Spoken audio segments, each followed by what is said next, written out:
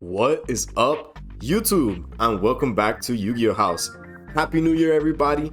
I hope everyone had an amazing holiday season. The guys and myself took some time off to spend with our family and loved ones, but Yu-Gi-Oh! House is back and better. We've been really paying attention to our comments, and I want to let you know that I hear you loud and clear. So today, along with my Tri-Brigade Lyrilusc deck profile, I'll be making sure to add a combo tutorial at the end, so make sure to stay for that. As always, don't forget to like and subscribe. Let's go. I max out on Tri-Brigade Fractal since it's one of the best cards in the deck. It gives you access to Cobalt Sparrow for Lyrilusc plays, or gets the ball rolling for your Tri-Brigade plays by dumping Kit or Nerval. And while it may not be your go-to normal summon, it shares the same effect as the other Tri-Brigade monsters to banish Beast, Beast Warrior, or Winged Beast monsters from the graveyard to special link monsters from the extra deck. 3 copies of Tri-Brigade Nerval helps bridge your Lyrilusc package, having some very strong synergy since Nerval is a level 1 Winged Beast monster. And now that the Banlist has boosted this deck tremendously, exploiting the synergy between the Tri-Brigade and Lyrilusc archetypes has quite literally never been easier. Next, 2 copies of Tri-Brigade Kit. I do run Pot of Desires, and with just a single kit, Desires almost always just punishes me, so I opted to commit to the second copy. If it wasn't a more solid option for a normal summon, I probably would have kept it at 1, but the second copy helps with not only setting up some very oppressive first turn boards, but it also helps if your board gets cracked and you get thrown into a top deck war.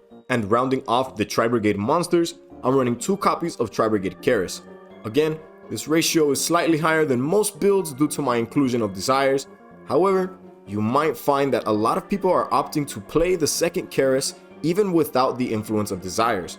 If cards like Kelbeck or Agito manage to mill this card off the top of your deck, it brings the ceiling of this deck down significantly and can even affect your ability to summon Herald of the Arclight. So, in my opinion, 2 copies has become a solid meta call. 2 copies of Tri-Brigade Revolt for some of that OG Our Turn shenanigans. I do play 2 copies of Sharig, so in theory I can resolve both in the same duel, though that is wishful thinking since you'll usually burn up 1 during the combo. Desires is a hell of a card, but losing access to Revolt affects not only your disruption count, it'll also hinder your grind game. But on the bright side, you're more likely to open this card, meaning it opens up your Barrel Canary plays since Bear Brum won't be necessary during the combo. Getting into the Lyrilusc monsters, I'll start with 3 copies of the best starter in the deck, Lyrilusc Turquoise Warbler. If you control no monsters, you can special summon this card, which will trigger Warbler's effect to special summon a Lyrilusc monster from the hand or graveyard. And the best card to special summon off Warbler's effect is Lyrilusc Cobalt Sparrow. 2 copies is all that's necessary for this strategy, and you could even get away with playing a single copy, but again, I run Desires, so I did bump it up to 2 to avoid not having access to it when I'm comboing off. This card is still vital to the strategy since its effect on special summon allows you to search for any level 1 Winged Beast monster, bridging the gap between the Lyrilusc and the Tri-Brigade cards. And if that wasn't enough, Cobalt will keep cards like Recital Starling and Ensemble from being targeted while it's Xyz material. Next, Lyrilusc Sapphire Swallow is a solid one-of in the strategy and easily searchable through cards like Cobalt and Starling. Its effect to special summon itself and another level 1 Winged Beast from your hand while you control a Winged Beast monster can make some very explosive plays and helps you set up boss monsters like Utopic Draco Future. Lastly, if it's used as Xyz material, you can attach a Lyrilusc from Grave to the Xyz monster as material, which is very relevant since a Zeus with multiple board wipes is the deadliest. A single copy of Lyrilusc Celestine Wagtail to be able to see your copies of Bird Call more often than not, and by doing so, replaces itself with another card, keeping your hand size large enough to pull off some of the bigger combos this deck has to offer. Wagtail can also attach itself to an Xyz material while it's engraved. And wrapping up our bird lineup, 1 copy of Lyrilusc Barrel Canary. Keep in mind, you will have to decide which combo line you'll be going with in your opening turn because you won't be able to activate both Canary and Bear Brum in the same turn. But regardless, this card can help set up Xyz plays and is vital during the grind game once you have all the Lyrilusc monsters engraved. 3 copies of Lyrilusc Bird Call to help boost the consistency of the deck, rounding out combo lines, and special summoning from hand. this card really does it all. The only thing holding this card back is the fact that it's a hard once per turn. But since Tri-Brigade Link monsters put cards back into the deck, drawing multiples isn't ever really as much of an inconvenience as it would normally be for a card worded like this. The Fabled Cerebral is a level 2 tuner that also happens to be a beast, which means you can search it with Shirag. So make sure to stay tuned for the combo portion of this video to see how this deck is able to really capitalize on its mandatory effect and put up the tier stunner, Herald of the Arclight. The most recent ban list has Tri-Brigade players rejoicing with the official unbanning of Fire Formation Tenki, which means even more consistency and even more dubs. Fractal is an essential part of this strategy, and with Tenki at 3, you can play essentially 6 copies of one of the best starters this deck has to offer. 1 copy of Foolish Burial to round out combo lines by sending cards like Cobalt Sparrow or even sending Kit or Nerval to get some Tri-Brigade plays rolling. 1 copy of 1-for-1, which, much like Foolish Burial, isn't one-dimensional. It helps you access both the Tri-Brigade and Lyrilusc engines, all while fueling your graveyard. Next, 2 copies of Pot of Desires. Few decks can take advantage of Desires like the Bird Up strategy, and let's be real, who doesn't like a +1 with little to no drawbacks? I'm maxing out on 3 copies of DD Crow because of his unique synergy with the Bird Up strategy. Much like Phantom Knights using level 3 hand traps to access Cherubini or Levier, Crow can help make Xyz or Link plays, and even has a purpose in the graveyard since it can be banished by your Tri-Brigade monsters to activate their effects. But if that wasn't enough, it's also much less specific than the BYSTIAL cards when countering decks that take advantage of the ISHIZU or Tearlament engines, since it doesn't have to be a light or dark monster to banish and interrupt their plays, or even force out some of those shuffle back cards like Keldo or Mudora. 3 copies of Skullmeister for the ISHIZU tier matchup, and is in my opinion much more impactful than cards like Ash this format because of its ability to negate the activation of cards engraved. And rounding off a 40 card deck, 3 copies of Infinite Impermanence to help shut down on-field effects. As you can see, I have prioritized running hand traps that aren't a hard once per turn. That way I can assure that no matter what combination of hand traps I open, I'll be guaranteed being able to use all of the ones I open even if they're duplicates. Getting into the extra deck, Konami blessed Bird Up by bringing Lyrilusc Recital Starling up to 2 copies, which makes a world of difference since Starling's effect to search for a level 1 Wing Beast is a soft once per turn. Not to mention, since Starling isn't a number monster, being able to make Utopic Draco Future before you start popping off with your Tri-Brigade monsters offers a substantial amount of protection from monster-based interruption. A single copy of Lyrilusc Ensemble Robin to diversify the end boards, and since I run Barrel Canary and Wagtail, you can end up with anywhere from 3 to 4 material up under Ensemble, meaning that it's going to be very hard for opponents to actually get a monster to stick to the field since this card can bounce left and right, since it's not once per turn. Now getting into our Tri-Brigade Link monsters, I run just 1 copy of Tri-Brigade Farizhet, the Barren Blossom, a staple combo piece that helps chain block Bearbrum search for Revolt and extends your plays by special summoning from hand. 1 copy of Tri-Brigade Bearbrum, the Rampant Rampager, which allows you to search for Revolt if it's sent to grave, which will unfortunately lock you into special summoning Tri-Brigade monsters for the rest of the turn. But Bearbrum is still very much necessary for your big end board since it can special back a Tri-Brigade monster from the banish zone to make DDL during the latter half of your turn. 2 copies of one of the coolest looking monsters in Yu-Gi-Oh! Tri-Brigade Shirag, the Ominous Omen. In the Bird Up version of Tri-Brigade, you'll have to play at least 2 copies of this card, 1 copy for the combo to search, and the second one to special during your opponent's turn off of Revolt, which will proc Shirag's non-targeting banish, which is a huge piece of interruption, and do not sleep on the fact that Shirag is a 3k beat stick, which always helps you push the game. Now that the engine cards are out of the way, the rest of the extra deck is pure utility cards to help you not only counter the meta, but take full advantage of the modern day Bird Up strategy. The best example of that would be Herald of the Arclight, a floodgate that banishes any monster sent to the graveyard from the hand or main deck, which puts a big halt on a lot of Tearlament plays, making it a lot harder for them to get their fusion effects off. In a lot of the ISHIZU matchups, you'll start to realize that your win con is simply protecting this card.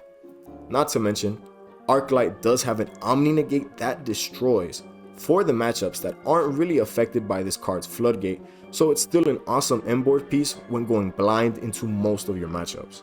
And speaking of inboard pieces, one copy each of number F0 Utopic Future and Utopic Draco Future. Now that Recital Starling is at 2, Draco Future is once again an easy must-have for the extra deck.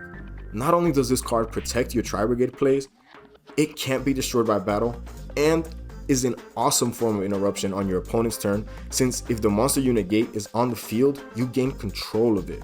Wrapping up the Xyz monsters, I did decide to include Zeus in the extra deck. However, it is a bit situational in our current format. On the bright side, whenever it comes up, it comes in huge, sending your opponent into a tailspin, since losing that much card advantage will more than likely cost them the game. Something full power Bird Up was never able to take advantage of is a single copy of Scareclaw Lightheart. What was once a suboptimal hand can turn into full combo, since Lightheart is a beast warrior, so all Tri-Brigade monsters on field might as well count as 2 monsters. Link 1s are insanely powerful because of the utility aspect that they provide for decks, and Lightheart is no exception for that. Ancient Warrior's Oath Double Dragon Lords, aka DDL, is a great option to summon off your Tri-Brigade effects and is a staple inboard piece. DDL sends a card from hand or field and targets to bounce any face-up card your opponent controls, which is fantastic interruption against cards that need to remain face-up on the field to properly resolve their effects. I'm not even going to hold you, bro. I have no idea how to pronounce this card's name, so I'm not even going to try, but the Desperate Doom Eagle has a fantastic effect that is very relevant in our current meta, which can shuffle back a monster in your opponent's graveyard on a quick effect. Its attack gain is not as relevant, though this card can get huge, jumping up to a whopping 4800 attack if your opponent doesn't have any monsters in grave. The last card in the extra deck is Apollousa, Bow of the Goddess, one of the most slept on inboard pieces in modern Yu-Gi-Oh! Apollousa can get pretty beefy in this deck, since Recital Starling can tack on even more attack if it's summoned, making it a lot harder for opponents to just run her over to get around all those negates. I'll go over the side deck fairly quickly, since you should be tailoring your side according to the size of the tournament or what's the most popular at your locals. But regardless, Harpy's Featherstorm is one of the most unfair cards in the entirety of Yu-Gi-Oh! If you control a wind-winged beast, a lingering effect will apply to negate any monster effect that your opponent activates for the rest of that turn. 3 copies of Solemn Judgment, since this deck's silver bullet is cards like Dark Ruler no more, though you will have to make sure you're not siding this card too close to time. 3 copies of Forbidden Droplet to help bust down boards by locking down on-field effects, all while triggering your Tri-Brigade monsters. It is definitely a side deck card you want to include in your Bird Up deck. I max out on Lightning Storm, since this deck is much better going first than going second. So having a versatile card that destroys attack position monsters or back row can really swing the game in your favor. And rounding out the side, 3 copies of Evenly Matched. If you're new to the channel, you haven't heard my many rants about how Evenly Matched is one of the most powerful cards ever printed and is an absolute staple in just about every single side deck, since it can rip apart boards in exchange for your battle phase. Now, I'll be showing you a go-to combo to get you started and hopefully inspire you to start playing this freaking awesome deck. Alright, so the combo that I will be showing off today, I'm simulating a opening 5, any 2 starters, Turquoise Warbler, Fractal. This of course can be replaced by Bird Call, this can be replaced by Tenki, and it would still do the same thing. I have 3 Infinite Impermanents just again to simulate a opening 5. These cards really have nothing to do with the combo, and you will see now. We'll start off with Fractal's effect. Dump it to grave to dump a Tri-Beast, and we will dump a copy of Cobalt Sparrow. Turquoise Warbler's summoning condition, special summon itself. Its effect will trigger Cobalt Sparrow, bringing it back. Effect to search. We will grab Nerval. Then here we can overlay. Recital Starling. Effect. Then we will detach a Turquoise Warbler to search for a level 1. grab Sapphire Swallow. Sure you guys can see that. All right, Sapphire Swallow, effect in hand, special level 1, then itself. Then we can overlay again. Okay. Starling. Boom, effect, soft ones per turn. Dump Nerval to search a copy of Nerval. Nerval's effect engrave. On resolution, and search us a copy of Karis. Now here, we can XYZ.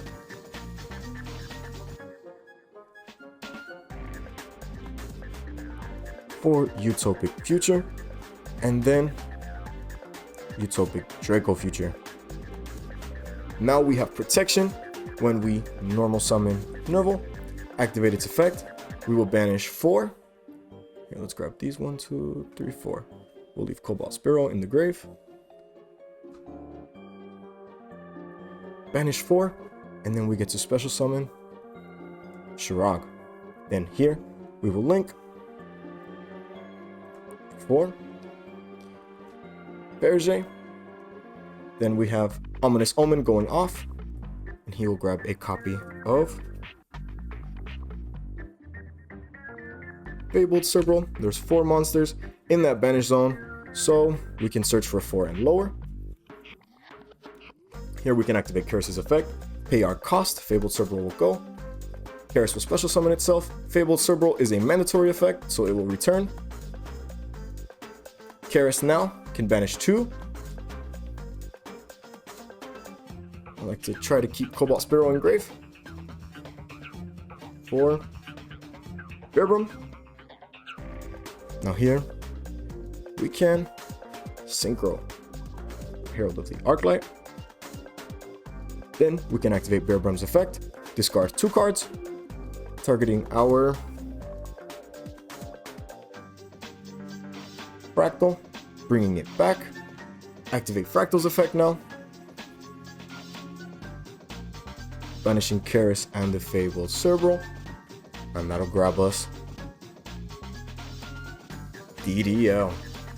Okay, now here we can link these 3 monsters off, using one of them as 2 for Apollousa. Apollousa was made with 3 distinct monsters, so she has 3 negates of her own. Keep that in mind. Now we will go chain 1, chain 2.